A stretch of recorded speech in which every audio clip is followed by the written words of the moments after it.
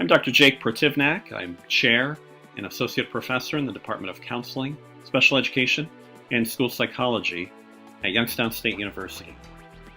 This module is one of a series of modules created through a HRSA grant received by the YSU Counseling Program. The module will provide a brief overview of 20 iPad apps that could be useful for counselors or counseling students when working with children, adolescents, and transition-aged youth. Recently, there has been interest in the use of mobile devices in counseling sessions and in the treatment of mental and emotional disorders. There are a few studies that suggest utilizing an iPad, tablet, smartphone apps could be beneficial in the treatment process. As a counselor, I would frequently look for creative activities to use with my clients to make the counseling sessions more interesting or to reinforce treatment goals. Counselors and clients both have increased accessibility to smart devices, iPads and iPhones, and they have the ability to use apps.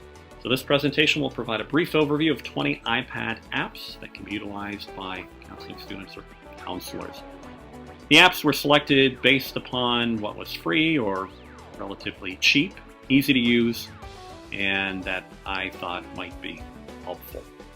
So throughout this presentation, you'll see a couple screenshots of these apps, and we'll discuss how they could be helpful.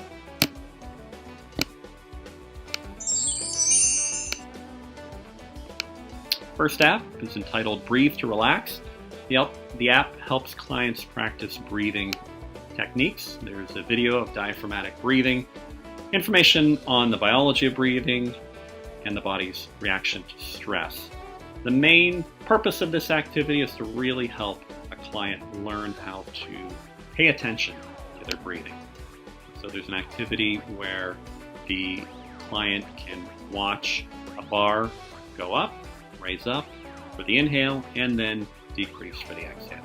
A very visual way of paying attention to your breathing and relax.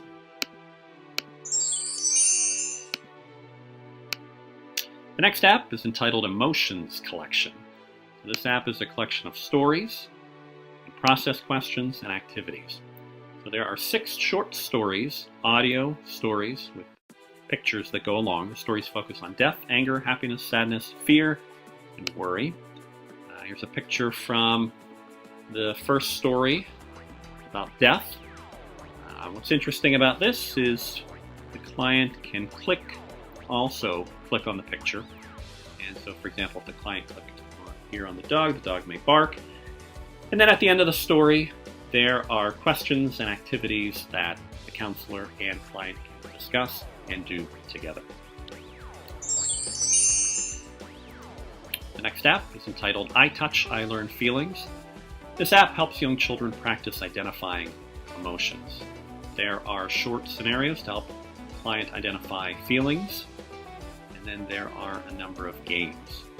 There are examples of a draw a face game.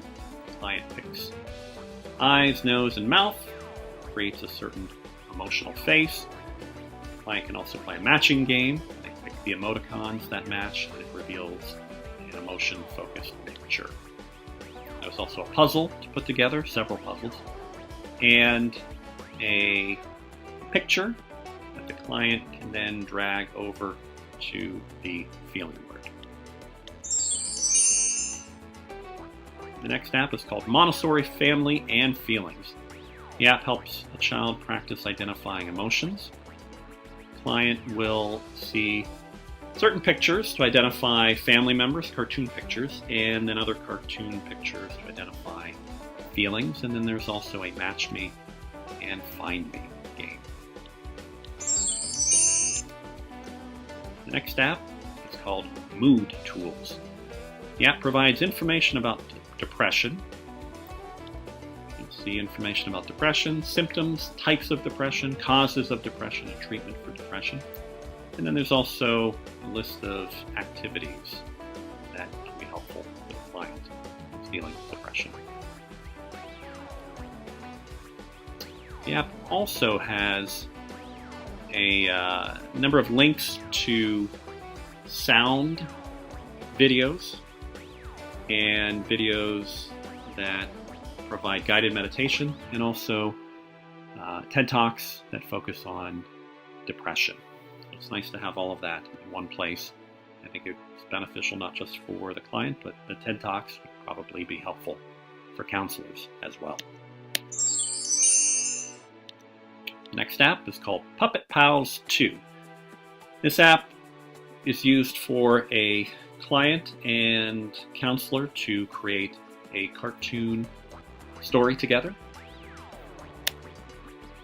So the counselor and client can determine a certain situation or scenario, and then pick characters, play it out, and then record the video. So you're instructed to choose a location, choose characters.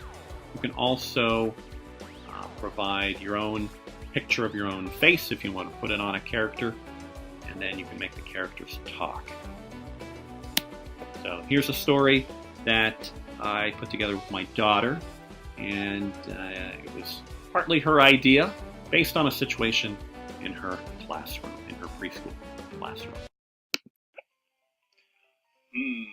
I'm bored. What am I going to do?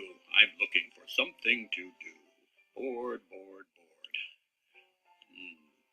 Oh, that girl has a little car. I think I'm going to play with it. Hey, no, that's my car. Nope. I'm bigger. It's my car. I'm going to take it. Oh, I'm so sad. Don't ask her car. Oh, no, I don't have a car to play with. Well, you can be my friend. Oh, thank you. That's great.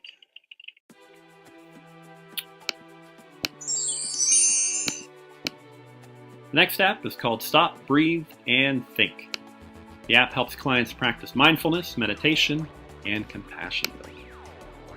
So when you begin this app, there's a check-in, and you can select different feeling words to identify the state you're in, and then the app will suggest certain guided meditations for the client. So here's an example. You can pick some of these different feeling words, and then based upon those feeling words, then the app suggests certain guided meditations. The next app is called Unstuck. The app is for adolescents and focuses on ways to find solutions to challenges. Again, it starts out with the client identifying their feelings and behaviors, and then provides a list of suggestions. So the adolescent would pick certain cards on how they're feeling about a certain situation, maybe something happening with their parents at home.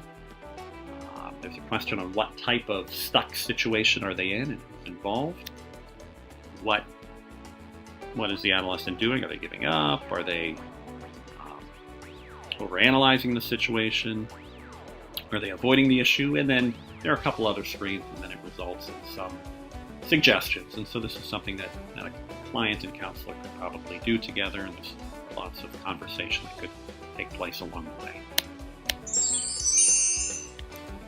The next app is called Virtual Hope Box.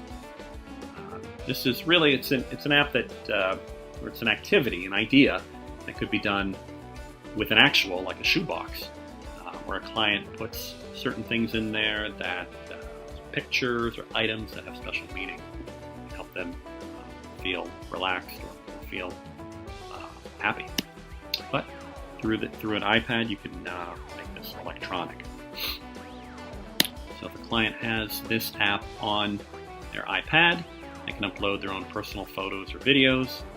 There's an option to participate in some guided imagery. There's muscle relaxation. There are puzzles, games, and then there are coping cards. And the client can identify a certain situation and then determine what they would do to cope with that situation should it arise. The next couple apps are helpful for clients who are dealing with substance and First one is the AA Big Book. A number of our interns are placed at treatment centers, and so it can be helpful to have access to that book. You can browse the chapters, listen to the audiobook, review the 12 steps, traditions, prayers, and personal stories. Next app is called Cassava. What's most helpful about this app is it provides, based on location, the ability to find not only local AA groups, but NA groups, CA groups, and then there's also some general information about recovery, relapse, healthy relationships, exercise, and nutrition. It could be beneficial also for clients as well. They have this app. Next app is called Sober Tool. The app helps clients track sober days and money saved. Also provides information about support group meetings. The interesting part about this is so a client and counselor could have a conversation about the amount of money and the cost each day for their addiction. And then once the client is sober, then the app can track the days that they've been sober and the amount of money that they've saved. The app also poses questions that a client might be thinking about as they progress through sobriety, and then the app provides statements that dispute the question. So for example, the first one, are you thinking about relapsing? Click on that. Then there are certain quotes, inspirational phrases, and suggestions for why it's not a good idea to relapse. The last couple apps are beneficial, could be helpful for counselors and parents.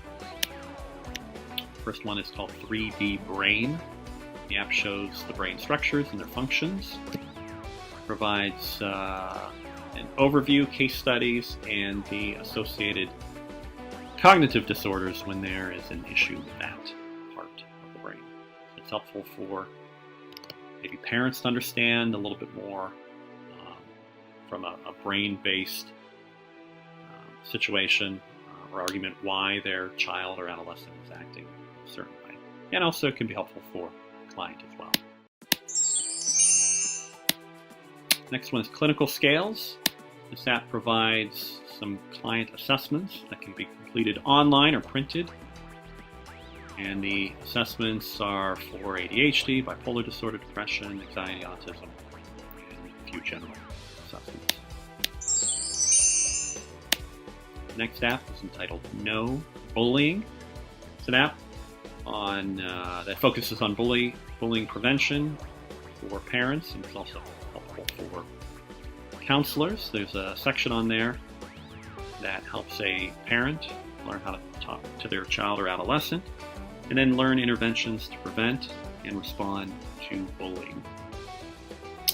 Interventions, ideas for how to stop bullying in the moment, on the spot, what parents can do to prevent and protect their children, and how educators can help. It's also beneficial as the conversation starters, and there are different conversation starters for young children, middle school age, and then older adolescents. Next app is Psych Terms, and this is a simple, straightforward dictionary, searchable definition that includes over 1,000 frequently used terms used by mental health professionals. The next app is entitled Suicide Safe. It's provided by SAMHSA. Counselors can learn the safety method, suicide assessment, 5-step evaluation, and triage method. There are case studies included. So you can see how a counselor used the safety method with a client. There are conversation starters for working with a client that may have suicidal ideation. Training and resources includes crisis lines, publications. Next app is called Talk, They Hear You. It provides information on how to prevent underage drinking. This app reminds me of the old Choose Your Own Adventure books. I don't know if anyone listening to this module remembers those books. Basically, within this app, you're going to select a parent to play, and you play the role of a parent. You select your child, and then you are in a virtual situation. You're seated at a kitchen table, and then you go through and you select different topics, conversation topics, and then within that topic there are certain sentences that you can select to say to the child then responds. You have goals within this scenario for being able to communicate your message. You can see how you're doing. Continue on through that conversation, and then at a certain point you unlock achievements like a video game, and you can see if you're doing well, if you can keep the conversation going, if you're communicating your message. It's an interesting virtual reality simulation tool. Next app is called Teen Hotline, and the app lists hotlines, phone numbers, web addresses for teen health and wellness centers. And then finally, app number 20. It's called What's Up. The app provides information regarding CBT methods to help clients reduce anxiety, depression, anger, and stress. So there's a focus on what a client or a counselor could do in the moment to help a client feel better, to get grounded, practice their breathing, scale the problem in the moment. And then there are coping strategies within each of those links, and then information on how to learn more about anger, anxiety, depression, and self-esteem. So in summary, I encourage you to identify and utilize mobile technology with clients to reinforce your treatment goals, not just in session, but also some of these certainly could be appropriate for homework or for a client to use outside of session. I suggest that you practice utilizing the apps, possibly for your own personal goals, so you're familiar with the apps when you're in session working with clients. This is just a sample of 20 apps that I found that I thought would be helpful. There's certainly many others out there. You could also ask your clients if they've come across apps that they have on their phones or on their other mobile devices that they've been utilizing or think they could utilize to reinforce their treatment progress. So I encourage you to incorporate creative technology-based techniques and activities to keep your counseling sessions engaging and productive for your child, adolescent, and transition-aged clients. If you have questions, you can reach me or any of the other members of the grant team in the Department of Counseling, Special Education, and School Psychology at Youngstown State University.